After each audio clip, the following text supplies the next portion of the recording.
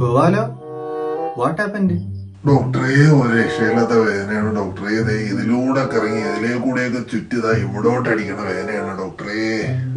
വേദനയാ? നീ സ്പെഷ്യൽ വല്ലതും കഴിച്ചായിരുന്നാടി?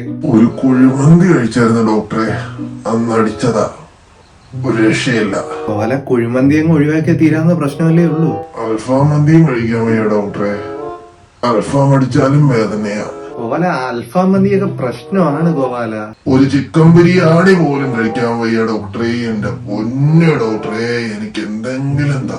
ചിക്കൻ ബിരിയാണി കഴിച്ചാലും പ്രശ്നമാണോ?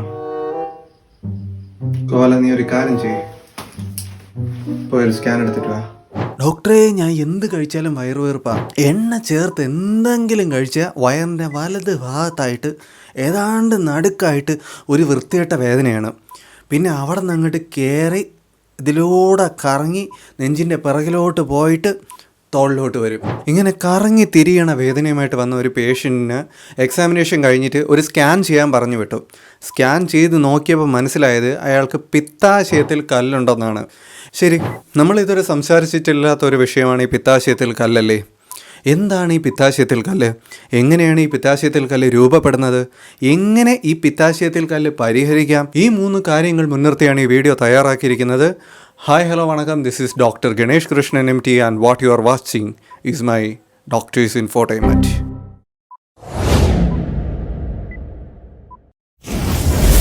നമ്മുടെ വയറിൻ്റെ വലത് ഭാഗത്ത് കരളിൻ്റെ തൊട്ട് താഴെ കാണപ്പെടുന്ന ചെറിയ ബലൂൺ പോലെയുള്ള ഒരു അവയവമാണ് ഈ പിത്താശയ സഞ്ചി അഥവാ ഗാൾ ബ്ലാഡർ. നമ്മുടെ ആഹാരത്തിൽ അടങ്ങിയിരിക്കുന്ന കൊഴുപ്പുകളുടെ ദഹനത്തിന് സഹായിക്കുന്ന പിത്തരസത്തെ അഥവാ ബൈലിനെ ഒന്ന് ശേഖരിച്ച് വെക്കുകയും ആഹാരം ദഹിക്കുന്ന സമയത്ത് ഇവനെ ചെറുകുടലിലേക്ക് പമ്പ് ചെയ്ത് വിടുന്ന ജോലിയാണ് ഈ പിത്താശയ സഞ്ചിക്കുള്ളത്. ഏകദേശം 8 സെൻറ്റിമീറ്റർ നീളവും 3 സെൻറ്റിമീറ്റർ വീതിയുമുള്ള പിത്താശയത്തിന് ഒരേ സമയം 30 മുതൽ 50 മില്ലി ലിറ്റർ വരെ പിത്തരസം ശേഖരിച്ച് വയ്ക്കാനുള്ള കഴിവുണ്ട്. ശരീരത്തിലേക്ക് കൊഴുപ്പ് എത്തുമ്പോൾ ഒരു പ്രത്യേക സ്റ്റിമുലസ് ഉണ്ടാവുകയും ഇതിനനുസരിച്ച് പിത്താശയത്തിൽ നിന്ന് പിത്തനാളി വഴി അഥവാ ബൈൽ ഡക്റ്റ് വഴി പിത്തരസം ചെറുകുടലിലേക്ക് എത്തുകയുമാണ് ചെയ്യുന്നത്.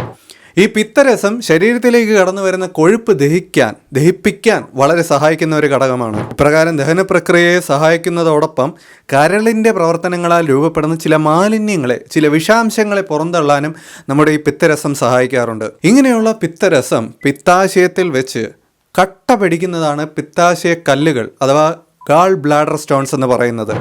പ്രധാനമായും നമ്മുടെ ശരീരത്തിലേക്ക് അമിതമായി കൊഴുപ്പുകൾ ചെല്ലുമ്പോഴും, അതായത് ആഹാരം വഴി അമിതമായിട്ട് കൊഴുപ്പുകൾ ഉള്ളിലേക്ക് ചെല്ലുമ്പോഴും പിത്തസഞ്ചി വേണ്ട രീതിയിൽ ചലിക്കാത്തപ്പോഴും, അതായത് ചുരുങ്ങിയും വികസിക്കുകയും ഒന്നും ചെയ്യാത്തപ്പോഴാണ് പിത്തരസം പിത്താശയ സഞ്ചിക്കുള്ളിൽ കെട്ടിനിന്ന് ക്രിസ്റ്റൽ പോലെ കട്ടകളായി മാറുന്നത്. ഇതിനുള്ള യഥാർത്ഥ കാരണം പലപ്പോഴും ഇഡിയോപ്പതിക്കാണ്, അഥവാ കൃത്യമായ ഒരു കാരണം കണ്ടെത്തി പറയാൻ കഴിയാറില്ല. പ്രധാനമായും 3 തരത്തിലുള്ള സ്റ്റോണുകളാണ് നമ്മുടെ പിത്താശയത്തിൽ ഉണ്ടായി വരുന്നത്. 1 cholesterol stone, 2 bilirubin stone, 3 brown stone. ഇവയെപ്പറ്റി ഒത്തിരി വിശദീകരിക്കുന്നില്ല. ഏതായാലും ഇനി നമുക്ക് ഈ പിത്താശയത്തിൽ കല്ല് അഥവാ ഗാൾ ബ്ലാഡർ സ്റ്റോൺ ആരിലൊക്കെയാണ് ഉണ്ടാകുന്നത് എന്ന് നോക്കാം. പാരമ്പര്യം ഒരു ഘടകമാണ്. അതായത് നിങ്ങളുടെ കുടുംബത്തിൽ ആർക്കെങ്കിലും ഇത്തരത്തിൽ പ്രശ്നമുണ്ടെങ്കിൽ നിങ്ങൾക്കും ഇത്തരത്തിൽ ഗാൾ ബ്ലാഡർ സ്റ്റോൺ ഉണ്ടാകാനുള്ള സാധ്യത വളരെ വളരെ കൂടുതലാണ്. കേട്ട് പേടിക്കണ്ട, ഇതിനെ ഒഴിവാക്കാനുള്ള വഴികൾ കൂടി ഇന്ന് നമ്മൾ ചർച്ച ചെയ്യുന്നുണ്ട്. പിത്താശയത്തിൽ കല്ലുണ്ടാകുന്ന കാര്യം. പിത്താശയത്തിൽ ഇങ്ങനെ കല്ലുണ്ടാകുന്നത് ഒരു കല്ല് മാത്രമാകാം. ചില സമയങ്ങളിൽ 100ഉം 200ഉം ചെറിയ കല്ലുകൾ, ചെറിയ തരികളായി മണൽ തരികൾ പോലെ പിത്താശയത്തിൽ ഉണ്ടായെന്ന് വരാം. സാധാരണയായി റൊട്ടീൻ ചെക്കപ്പിൻ്റെ ഭാഗമായിട്ടോ മറ്റേതെങ്കിലും കാര്യമായിട്ടോ ഒരു അൾട്രാസൗണ്ട് സ്കാൻ എടുത്ത് നോക്കുമ്പോഴാണ് ഇത്തരത്തിൽ പിത്താശയത്തിൽ ചെറിയ കല്ലുകൾ ഉണ്ടെന്ന കാര്യം മനസ്സിലാവുന്നത്.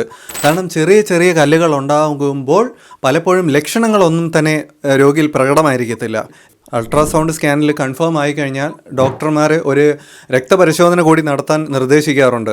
നമ്മൾ അൾട്രാസൗണ്ട് സ്കാൻ നടത്തി, രക്തപരിശോധന നടത്തി, ഗാൾ ബ്ലാഡർ സ്റ്റോൺ, പിത്താശ്മരി ആയുർവേദ പേരാണ് കേട്ടോ. ഗാൾ ബ്ലാഡർ സ്റ്റോൺ അഥവാ പിത്താശയത്തിൽ കല്ലിന് ആയുർവേദത്തിൽ വിളിക്കുന്ന പേരാണ് പിത്താശ്മരി. സാധാരണഗതിയിൽ ഈ പിത്താശയത്തിൽ കല്ലുണ്ടെന്ന് കരുതി, ഇങ്ങനെ ചെറിയ കല്ലുകൾ ഉണ്ടെന്ന് കരുതി അവ യാതൊരു തരത്തിലുള്ള ലക്ഷണങ്ങളും കാണിക്കാറില്ല. സത്യം, നിങ്ങൾ ഈ ഗുരുതരമാണ്, അതിഭീകരമാണെന്നൊക്കെ വിശ്വസിക്കുന്ന ഈ പിത്താശയത്തിലെ കല്ല് 80% പേരിലും യാതൊരു ബുദ്ധിമുട്ടും ഉണ്ടാക്കാതെ ജീവിതകാലം മുഴുവൻ കടന്നു പോകാറാണ് പതിവ്.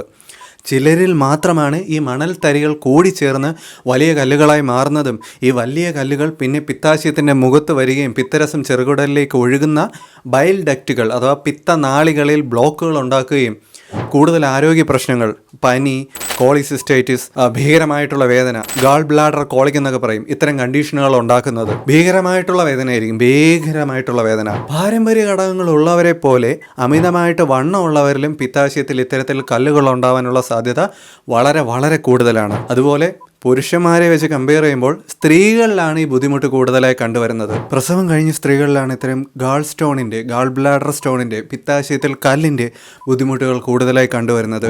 ഇതിന് വ്യക്തമായ ഒരു കാരണമുണ്ട്. ഗർഭാവസ്ഥയിൽ സ്ത്രീകളിൽ ഈസ്ട്രജൻ്റെ അളവ് വല്ലാതെ കൂടും. ഇതോടൊപ്പം പ്രൊജസ്ട്രോൺ എന്ന് പറയുന്ന ഹോർമോണിൻ്റെ അളവും കൂടുന്നുണ്ട്.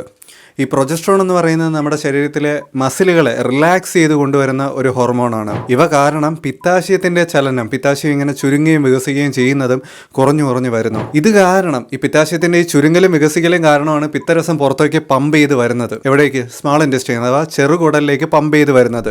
ഈ മസിലുകൾ അയഞ്ഞു പോകുമ്പോൾ ഈ പിത്താശയത്തിൻ്റെ ചുരുങ്ങുകയും വികസിക്കുകയും ചെയ്യുന്ന ചലനങ്ങൾ കുറഞ്ഞു വരുമ്പോൾ പിത്താശയത്തിൽ തന്നെ പിത്തരസം കൂടുതലായി കെട്ടിനിന്ന് കല്ലുകൾ ഉണ്ടാകാൻ തുടങ്ങുന്നു. ഇങ്ങനെ കല്ലുകൾ ഉണ്ടാകുന്നവരിൽ പലരിലും അപ്പോഴായിരിക്കില്ല, ഭാവിയിലായിരിക്കും കൂടുതൽ പ്രശ്നങ്ങൾ ഉണ്ടാകുന്നത്. പ്രഗ്നൻസിയിൽ തന്നെ ആയിരിക്കത്തില്ല ഇത്തരം പ്രശ്നങ്ങൾ ഉണ്ടാകുന്നത്. ആ സമയത്ത് ചൊറിച്ചിലായിരിക്കും. അതിനെപ്പറ്റി കൂടുതലായിട്ട് പറയാം. ആഹാര കാര്യങ്ങളൊന്നും തന്നെ ശ്രദ്ധിക്കാതെ, കല്ല് അലിയിച്ച് കളയുന്ന മരുന്നുകളൊന്നും തന്നെ കഴിക്കാതെ മുന്നോട്ട് പോകുമ്പോൾ നമ്മുടെ ശരീരത്തിന് ഇൻഫ്ലമേഷൻ ഉണ്ടാകാനുള്ള സാധ്യതകളൊക്കെ വരുമ്പോൾ കോളിസിസ്റ്റൈറ്റിസ് പോലുള്ള കണ്ടീഷൻസ് ഉണ്ടായി കാര്യമായ ആരോഗ്യ പ്രശ്നങ്ങളിലേക്ക്, വേദനയിലേക്കും മഞ്ഞപ്പിത്തത്തിലേക്കും ഛർദിലിലേക്കും ഇൻഫെക്ഷനിലേക്കും ഒക്കെ വഴിവെക്കുകയാണ് ചെയ്യുന്നത്. ആയുർവേദത്തിൽ ഇങ്ങനെ പിത്താശയത്തിലെ കല്ലുകൾ അലിയിച്ച് കളയുന്നതിനായിട്ടുള്ള മരുന്നുകൾ ലഭ്യമാണ്. ഗർഭിണികളിൽ മാത്രമല്ല, അമിതവണ്ണമുള്ളവരിലും പ്രമേഹം ബാധിച്ചവരിലും ഇത്തരം പ്രയാസങ്ങൾ കൂടുതലായി കണ്ടുവരാറുണ്ട്. അമിതവണ്ണമുള്ളവരിൽ ഇന്ന് കാണപ്പെടുന്ന ഒരു പ്രധാന ട്രെൻഡാണ് അഗ്രസീവ് ആയിട്ടുള്ള ഡയറ്റ് പ്ലാനും എക്സർസൈസും.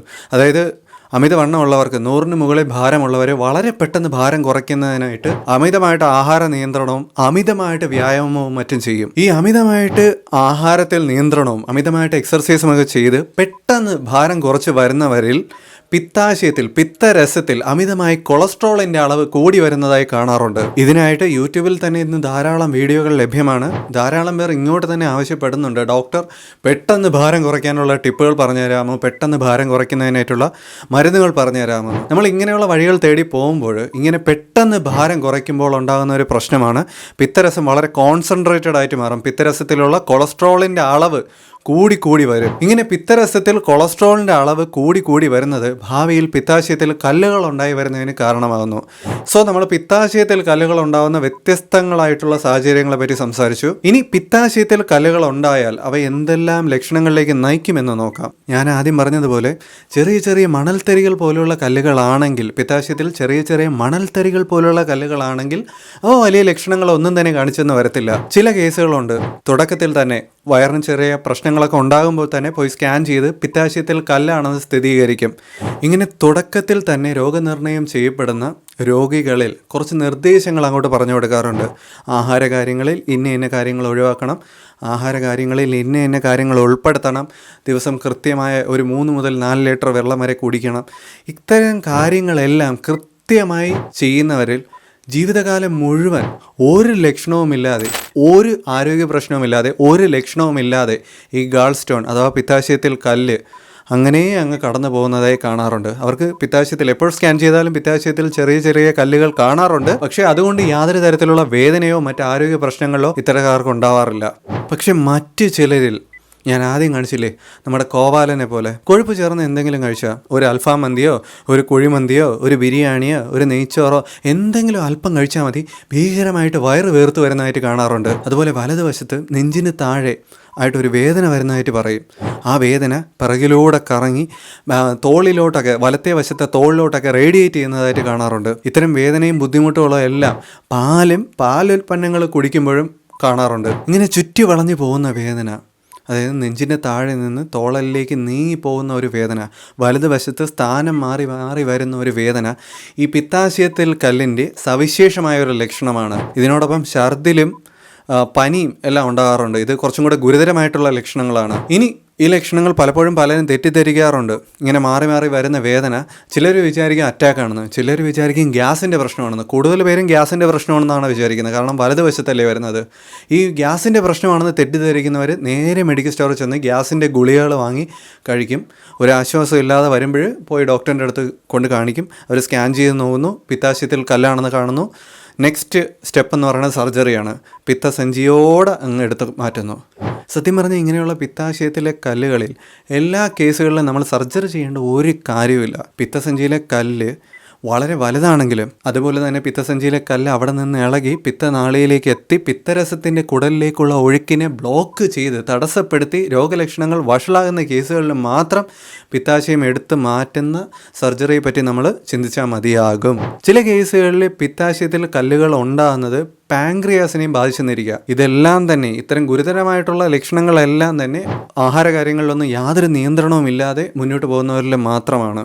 അതുപോലെ മഞ്ഞപ്പിത്തത്തിനും പിത്തസഞ്ചിയിലെ അണുബാധയ്ക്കും കാരണമാകാറുണ്ട്. സോ ഇത്തരം അവസ്ഥകളിലെല്ലാം പിന്നെ സർജറി മാത്രമാണ് ഒരു ഓപ്ഷനായിട്ട് വരുന്നത്. ഒരു തവണ പിത്താശയത്തിൽ നിങ്ങൾക്ക് കല്ലുകൾ ഉണ്ടെന്ന് കണ്ടെത്തിയാൽ തീർച്ചയായിട്ടും നിങ്ങൾ ആഹാര കാര്യങ്ങളിൽ നല്ല ശ്രദ്ധ പതിപ്പിക്കേണ്ടതായിട്ടുണ്ട്. 3 മുതൽ 4 ലിറ്റർ വരെ വെള്ളം കുടിക്കേണ്ടതും വളരെ അത്യാവശ്യമാണ്. ഇപ്രകാരം ആഹാര കാര്യങ്ങളിൽ കുറച്ച് നിയന്ത്രണം കൊണ്ടുവന്ന് വെള്ളവും കൃത്യ അളവിൽ കുടിക്കുകയാണെന്നുണ്ടെങ്കിൽ നിങ്ങൾ അനാവശ്യമായി പേടിക്കേണ്ട ഒരു കാര്യമില്ല. ഈ പേടിയുടെ കാര്യം പറഞ്ഞപ്പോഴാണ് വേറൊരു കൂട്ടരെ പറ്റി ഓർമ്മ വന്നത്. ഏതെങ്കിലും ഒരു റൊട്ടീൻ ചെക്കപ്പിൻ്റെ ഭാഗമായിട്ട് സ്കാൻ ചെയ്യുമ്പോഴോ മറ്റോ ആയിരിക്കും പിത്താശയത്തിൽ കല്ലുണ്ടെന്ന് ഇവർ തിരിച്ചറിയുന്നത്. പിന്നെ എപ്പോഴും അങ്ങനെ ഒരു പേടി മനസ്സിൽ കാണും. പിത്താശയത്തിൽ ചെറിയ കല്ലുകളാണെങ്കിൽ പോലും യാതൊരു പ്രശ്നവും ഇല്ലെങ്കിൽ പോലും നമ്മുടെ ശരീരത്തിൻ്റെ വലതുവശത്ത് ഏതെങ്കിലും തരത്തിൽ, അതായത് ലങ്സിൻ്റെ ഭാഗത്തായിട്ട് ഏതെങ്കിലും തരത്തിൽ വേദനയോ മറ്റോ ഉണ്ടായാൽ ഇവർ സ്വാഭാവികമായിട്ടും ചിന്തിക്കുന്നത് പിത്താശയത്തിലെ കല്ലുകൾ കാരണമാണ് തങ്ങൾക്ക് ഈ വേദന വന്നത് എന്നാണ്. ഇതുകൊണ്ട് തന്നെ നേരെ അടുത്ത സ്റ്റെപ്പ് എന്ന് പറയുന്നത് ആശുപത്രിയിലേക്ക് പോവുകയും